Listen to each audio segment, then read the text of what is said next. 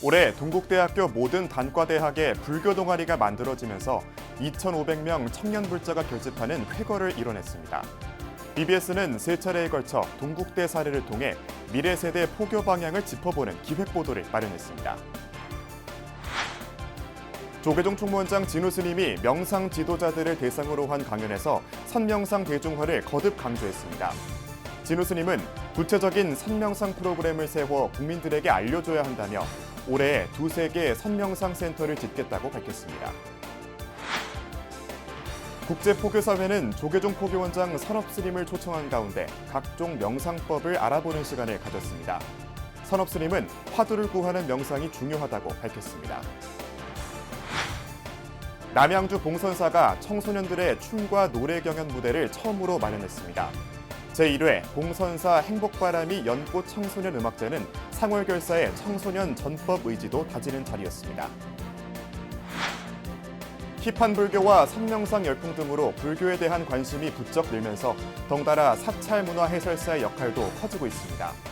사찰 문화를 잘 소개하기 위해서 어떤 방법과 이론을 갖춰야 하는지 알려주는 안내서가 나왔습니다. 여러분 안녕하십니까? 7월 22일 월요일 BBS 뉴스입니다. 선명상 보급을 이끌며 직접 대중 강연에 나서기도 하는 조계종 총무원장 진우 스님이 이번에는 명상 지도자들에게 발길을 향했습니다. 진우 스님은 물질적 풍요만으로 괴로움을 떨쳐낼 수 없다며 국민들의 마음 문제 해결을 위해 선명상을 실천해야 한다고 대중화를 거듭 강조했습니다. 류기원 기자입니다. 사회 곳곳에서 명상 보급을 위해 활발한 활동을 이어가고 있는 명상 전문가들이 한자리에 모였습니다. 한국불교역사문화기념관에서 열린 제5차 한국 명상 지도자 포럼에 참석한 이들은 명상 대중화를 위해 지혜를 모았습니다. 명상 대중화 어떻습니까? 당연한 주제지만은 군침나는 주제입니다. 명상 대중화, 총무원장님, 총무원장 등살에 명상 대중화 세미나가 지금 된 것 같습니다. 그래서 총무원장님 아주 감사해요. 특별 초청 강연에 나선 조계종 총무원장 진우 스님은 물질적 풍요만으로는 삶의 괴로움을 떨쳐낼 수 없다며 물질 만능주의 세태에 대한 우려를 드러냈습니다. 그러면서 모든 것은 마음의 문제라고 진단한 뒤 이를 해결하기 위해선 선명상을 실천해야 한다고 해법을 제시했습니다. 근데 결국은 이제 마음의 문제다. 물질이 아무리 풍요롭고 풍만하더라도 거기에서 괴로움을 결국 떨칠 수는 없다. 이제 국민적으로 이게 이제 마음을 스스로 평안하게 해줄 수 있는 여러 가지 이제 방법을 찾아야 되겠다 해서 진우 스님은 선명상 홍보의 전면에 나선 이유에 대해 국민들의 마음을 편안하게 해줄 수 있는 방법을 알려줘야겠다는 생각에서 비롯됐다고 밝혔습니다.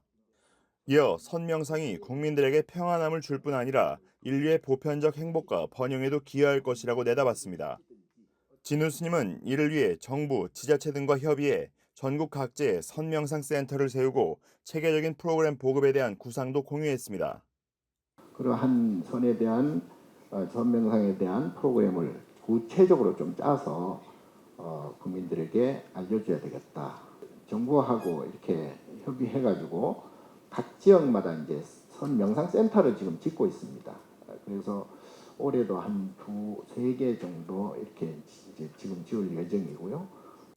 진우 스님은 한국 명상 지도자 협회 회원들을 종단의 자산이라고 추켜 세우며 선명상 보급을 위한 적극적인 협조와 도움을 당부했습니다. 강연에서 선명상 대중화의 당위성을 거듭 강조한 총무원장 진우 스님. 선명상 보급이 전법 포교의 핵심 전략이라는 불교의 내부 공감을 이끌어내기 위한 메시지로 읽힙니다. 총무원에서 BBS 뉴스 류기환입니다. 같은 날 같은 시간에 포교원장 선업스님은 국제 포교사들을 상대로 선명상이 무엇인지를 설명하는 법석을 열었습니다. 국내외를 넘나들며 K불교를 전하고 있는 국제 포교사들에게 불교 수행법이란 무엇인지를 제대로 알려주기 위해서였는데요. 선업스님은 화두를 구하는 명상이 중요하다고 강조했습니다. 권금주 기자입니다. 화제 혹은 이슈와 같은 의미로 현재 우리가 일상적으로 쓰는 이 말은 본래 불교에서 유래했습니다. 참선 수행자를 깨달음으로 이끄는 참말이자 스스로 질문하고 답을 구해야 할 문제입니다. 이 화두를 구하는 불교식 수행법이 화두선입니다. 한국 불교 전통이자 동아시아에서 널리 알려진 수행법 가운데 하나로 가나선이라고도 불립니다. 국내외로 부처님법을 전하고 문화교류에 나서고 있는 국제 포교사들이 이 불교 전통 수행법을 함께 공부하기 위해 한자리에 모였습니다. 이들을 대상으로 조계종 포교원장 선업스님은 화두선이 무엇인지를 설명했습니다. 화두에서 하는 이겁니다. 여러분들이 알고 싶은 궁금한 이야기. 세상에 있는 이야기. 우리를 고민에 빠뜨리는 이야기. 화두 공부는 세상에 대한 궁금증으로 시작해서 이 이야기가 왜 우리에게 궁금증으로 왔는지를 명확하게 알게 되는 그런 공부이기도 합니다. OECD 국가 중 자살률 1위, 낮은 행복지수와 인구 위기까지 국민의 마음 건강에 빨간불이 켜진 지금 고통을 어루만져줄 선명상의 중요성은 거듭 부각됐습니다. 심리치료나 상담, 특히 정신과 쪽에서 하고 있는 작업들이 여기 설명 부분을 보충해 주는 부분이 있더라고요. 명상을 활용해서 사람들 마음을 좀 편안하게 해주고, 그리고 화두라는 걸 활용해서 이것을 프로그램화할 수도 있겠다, 이런 생각을. 화두선과 더불어 강연에는 남방불교 수행법인 사마타와 윗바사나에 대한 강연도 펼쳐졌습니다. 2500년이 넘은 불교의 오랜 역사 속에서 초기 불교 영역인 사마타와 윗바사나의 정의와 이 수행법이 현대의 우리에게 어떤 의미를 지니는지 알렸습니다. 선명상과 윗바사나 등 다양한 불교 명상법에 대한 이해도를 높인 이번 강연을 통해 한국 불교를 국내외에 알리는 국제 포교사의 활동은 더욱 탄력을 받을 전망입니다. BBS 뉴스 광금주입니다. 불교종립 동국대학교에서 올해 들어 모든 단과대에 각각의 불교 동아리가 만들어지면서 그야말로 2,500명 청년불자가 결집하는 쾌거를 이뤄냈습니다. 3년 전 80명에 불과했던 불교 동아리 학생들이 어떻게 단기간에 30배나 늘어날 수 있었던 걸까요? 미래세대 포교를 주제로 BBS가 준비한 청년불교 회답 동국대에서 찾는다 기획 리포트 첫 번째 순서입니다. 박준상 기자입니다. 종립동국대학교가 다시금 정체성을 확고히하게 된 것 2021년 교내 건학위원회 출범이 결정적이었습니다. 1906년 불교계 성각자들의 삼보정제로 학교가 설립되며 교육 구국의 뜻을 펼쳤듯 등록금과 취업 걱정 없는 학교를 조성하겠다는 새로운 원력이 솟아났고 지역 사찰과 재가불자들의 관심과 후원이 이어지며 건학위 출범 전 중앙일보 대학평가 16위였던 동국대는 이후 3년 연속 탑10에 당당히 8위로 올라섰습니다. 학교의 평판 향상이 몰고 온 또 다른 긍정적인 변화는 구성원들의 달라진 모습이었습니다. 과거 총장 선임 과정에 이른바 동국대 사태가 빚어지는 등 번번이 종립학교의 구심점이 흔들렸지만 건학위가 학교 발전을 단단히 이끌며 분위기는 반전됐습니다. 그러면서 불교를 바라보는 학생들의 시각이 달라졌고 캠퍼스 저변에 온기와 활력이 찾아왔습니다. 처음에 2021년도에 보니까 82명이었어요. 동국대학이. 불교 동아리가. 그래서 이제 우리 고문 스님이 야 동국대학에 그 80명 가지고 어떻게 우리가 이 동국대학을 설립할 때 스님들의 그 사찰에 삼보정제를 가지고 만들었는데 200명 정도를 올렸는데 그 이상은 늘어나질 않아요. 우수한 불자 학생들에게 전액 장학금으로 청년 불자를 대표한다는 사명감이 불어넣어졌고 지역 사찰과 연계한 지역 미래 불자 육성 장학으로 불연의 저변을 넓혔습니다. 학생 하나하나를 들어보면 다 절에 어머니 아버지 또 뭐 옛날 할머니 손잡고 다녔던 기억들 절에 가면은 그 마음 특히 이제 가슴으로 와닿는 그런 느낌들은 다 가지고 있어요. 이걸 못 찾아준 거예요. 특히 올해는 기존 학내 중앙 불교 동아리에 더해 단과대 차원의 16개 모든 불교 동아리가 창설되는 진기록이 세워졌습니다. 3년 전 82명에 불과했던 불교 동아리 회원이 2,500명으로 무려 30배나 늘어난 겁니다. 그러니까 전체적으로 18,000을 우기기는 이게 실질적으로 힘들었어요. 근데 이제 단위로 2,000명, 1,000명 이렇게 끊어서 이 동아리를 만들어 보니까 이제 경쟁이 붙는 거예요, 서로. 동국대가 찾은 청년 포교의 해법은 등록금과 취업으로 대표되는 청년들의 현실적 고충과 애로를 덜어주면서 불성의 씨앗을 스스로 찾을 수 있게 한 것이었습니다. 아무리 해도 요즘 대학생들이요, 뭐 강의로 뭐 하라 해서 되는 건 아니에요. 절대로 뭐 명상이라든지 이런 걸 좀 보면서 아 이거 좋다, 좀 해야 되겠다는 그런 걸 이제 하나씩 느끼는 것 같아요. 이제는 서툰 합장으로 인사를 나누는 학생들을 쉽게 볼 수 있게 된 동국대. 부처님 품 안에서 자란 청년들이 만들 푸른 미래가 기대됩니다. BBS 뉴스 박준상입니다. 끼와 재능을 가진 청소년들이 춤과 노래 경연을 펼치고 불교계의 청소년 전법 의지도 다지는 특별한 행사가 펼쳐졌습니다. 조계종 제25교구 본사인 남양주 봉선사는 지난 주말 광동구 운악관에서 청소년 500여 명이 참석한 가운데 제1회 봉선사 행복바람이 연꽃 청소년 음악제를 개최했습니다. 이번 음악제는 봉선사 행복바람이 연꽃축제의 개막 행사로 마련돼 지난해 상월결사 인도순례를 함께한 스님들과 원로의원 동명스님, 조계종 교육원장 포교원장, 중앙종회 의원 등 종단 주요 스님들이 대거 참석했습니다. 우리 아이들이 즐겁게 노는 모습을 보고 우리 스님들도 더 힘을 내시고 더 건강하시고 또 우리 아이들 후원도 좀 많이 해주시고 오늘 하루는 이 연화장 세계에서 여러분들과 함께 하는 그런 마음으로 우리 스님들이 분발을 해야 되지 않을까 그런 생각을 합니다. 저도 이렇게 젊은 학생들이 반야신경을 따라하고 칠정대를 할 줄은 꿈에도 생각을 못했어요. 문화충격입니다. 이번 대회에는 남양주 광동중고, 남양주고와 의정부 광동고, 영석고 등에서 8개 팀이 무대에 올라 그동안 갈고 닦은 노래와 춤 실력을 뽑는 가운데 대상은 광동중학교의 이하윤과 레디언트가 차지했습니다. 봉선사는 청소년 음악제에 이어 오는 27일 저녁 7시 경내 연지 상설 무대에서 제22회 봉선사 행복바람이 연꽃축제 음악회를 개최하며 BBS는 두 행사 모두 TV로 녹화 중계할 예정입니다. 최근 템플스테이 체험이 활성화되고 명상붐이 일면서 사찰에 대한 전반적인 관심이 커지고 있습니다.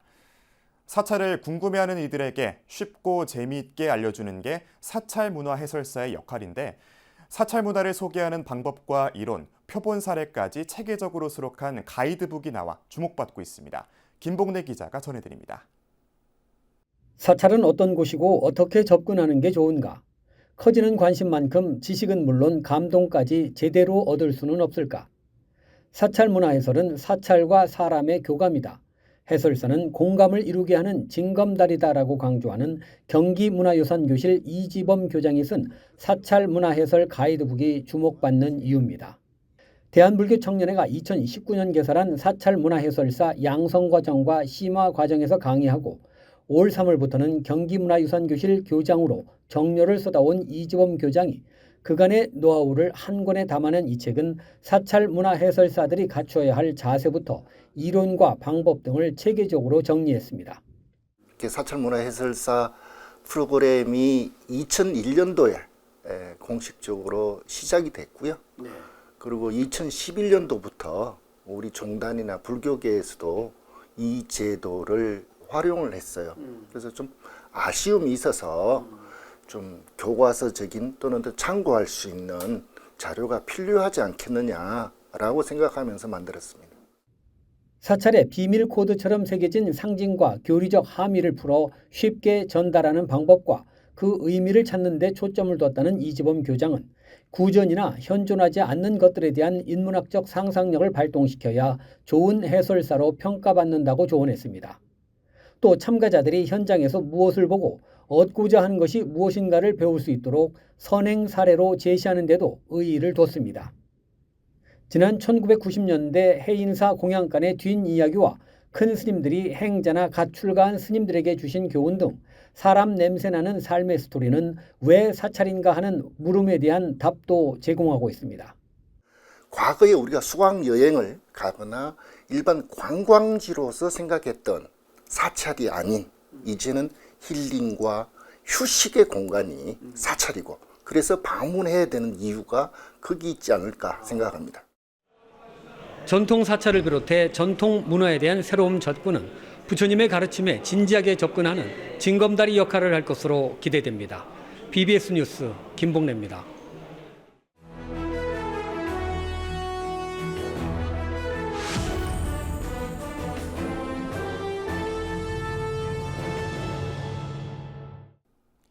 BBS 뉴스가 마련한 테마가 있는 릴레이 기획 리포트 숨은 절을 찾아서 오늘은 제주 절물 약수암을 소개합니다.